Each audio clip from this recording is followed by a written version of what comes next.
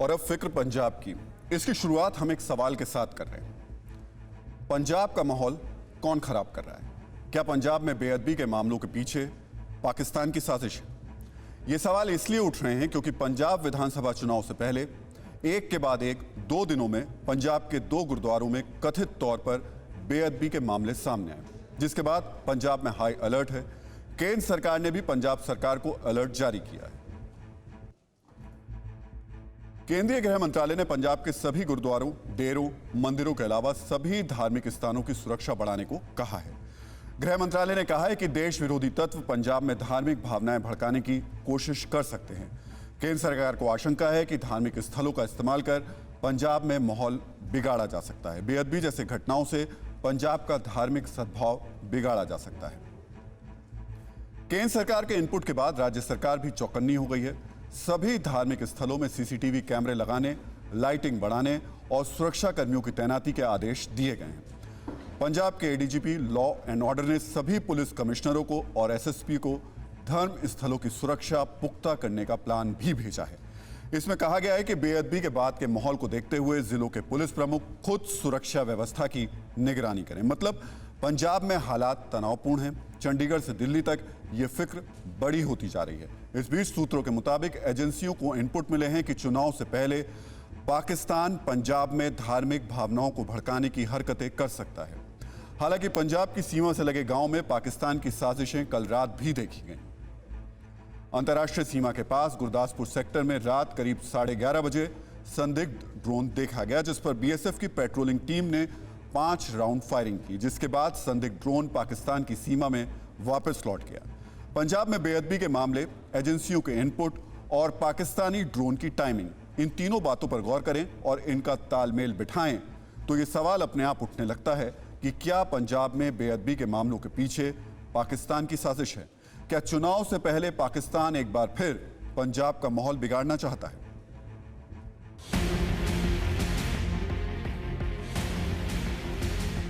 ये तस्वीरें बता रही हैं कि चंडीगढ़ के गुरुघरों पर पुलिस का पहरा लगाया गया है।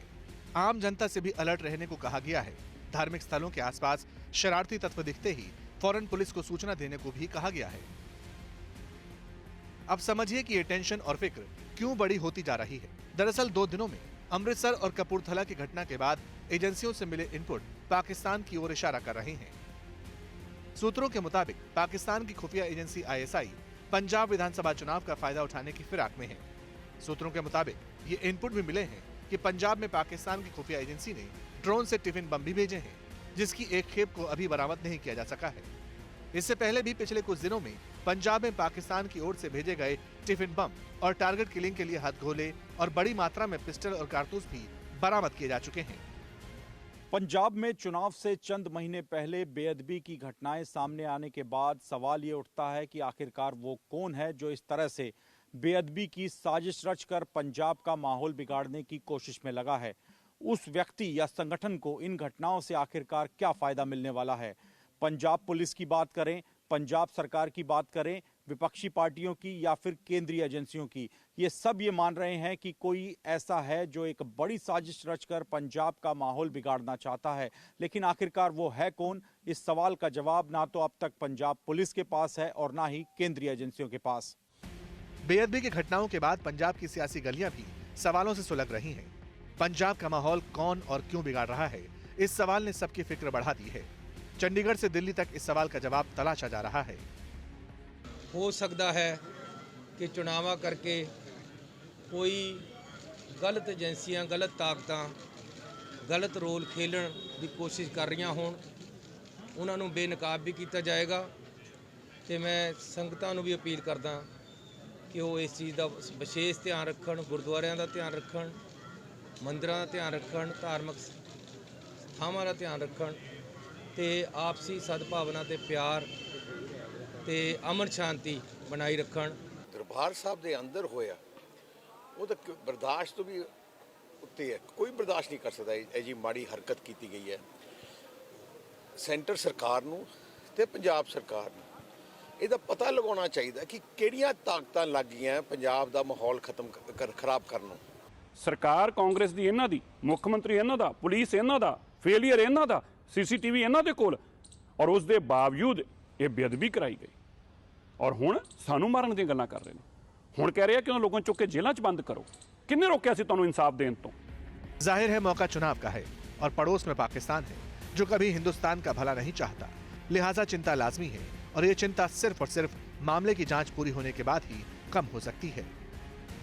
ਜੋ ਇਹ ਘਟੀਆ ਹਰਕਤਾਂ ਜਿਹੜੀਆਂ ਨੇ ਕਰਵਾਈਆਂ ਜਾ ਰਹੀਆਂ ਨੇ, ਜਿਹੜੀਆਂ ਵੀ ਏਜੰਸੀਆਂ ਇਹਨਾਂ ਘਟਨਾਵਾਂ ਨੂੰ ਕਰਾਉਣ ਦੇ ਲਈ ਜ਼ਿੰਮੇਵਾਰ ਨੇ, ਉਹਨਾਂ ਨੂੰ ਅਸੀਂ ਇਹ ਦੱਸਣਾ ਚਾਹੁੰਦੇ ਹਾਂ ਕਿ ਸਿੱਖਾਂ ਦੇ ਸਬਰ ਦਾ ਪਿਆਲਾ ਜਿਹੜਾ ਹੈ ਉਹ ਭਰ ਚੁੱਕਿਆ ਹੈ। ਅਸੀਂ ਇਹਨੂੰ ਕਿਸੇ ਕੀਮਤ ਦੇ ਉੱਤੇ ਬਰਦਾਸ਼ਤ ਨਹੀਂ ਕਰਾਂਗੇ। मतलब हर कोई जानना चाह रहा है कि एक के बाद एक बेअदबी के दो मामलों के पीछे किसका हाथ है। चुनावी माहौल में इस पर सियासत भी गर्मा रही है, लेकिन पंजाब मामलों के जानकार कहते हैं कि जब भी पंजाब में चुनाव होते हैं तब पाकिस्तान की खुफिया एजेंसी ISI एक्टिव हो जाती है और उसके जरिए पंजाब का माहौल बिगाड़ने की कोशिश होती है। अब जो है काफ़ी सतर्क रहने की जरूरत है। जैसे जैसे चुनाव आ रहे हैं, नज़दीक आके चुनाव नज़दीक आते हुए हमेशा ही 17 में, 12 में, 2 में लगल तो आप देखिए 2-2 महीने पहले ISI की कहीं ना कहीं गतिविधियां रही हैं पंजाब खराब करने के लिए। और अब संक्षेप में बेअदबी की उन घटनाओं का जिक्र कर लेते हैं जिसके कारण पंजाब समेत दिल्ली की फिक्र बड़ी हो गई है। बताया जाता है कि 18 दिसंबर की शाम करीब 5 बजे स्वर्ण मंदिर के अंदर एक युवक ने रेलिंग से कूदकर श्री गुरु ग्रंथ साहिब जी के सामने रखी तलवार को उठाने की कोशिश की, जिसे सिख संगत ने काबू कर लिया। कहा जाता है कि बाद में भीड़ ने उस युवक को पीट पीट कर मार डाला। अगले दिन सुबह 4 बजे बेअदबी का दूसरा मामला कपूरथला से सामने आया। वहां निजामपुर मोड़ गुरुद्वारा के अंदर निशान साहिब से बेअदबी के मामले में भीड़ ने पुलिस के सामने ही एक युवक को पीट पीट कर मार डाला। मतलब दोनों ही घटनाओं में बेअदबी और मॉब लिंचिंग की बातें सामने आ रही हैं, लेकिन पंजाब कांग्रेस के अध्यक्ष नवजोत सिंह सिद्धू भीड़ का कानून को हाथ में लेने और आरोपियों की हत्या की घटनाओं को सही बता रहे हैं। मैं नवजोत सिंह सिद्धू पुत्र सरदार भगवंत सिंह सिद्धू स्वतंत्रता सेनानी ऐलान करदा कि अगर किते भी बेअदबी होवे, चाहे कुरान शरीफ दी होवे, चाहे भगवत गीता दी होवे, चाहे गुरु ग्रंथ साहब दी होवे, सामने लोकां दे लिया के फाहा ला देना चाहिए। कॉन्स्टिट्यूशन दी सब तो वड्डी सजा देनी चाहिए।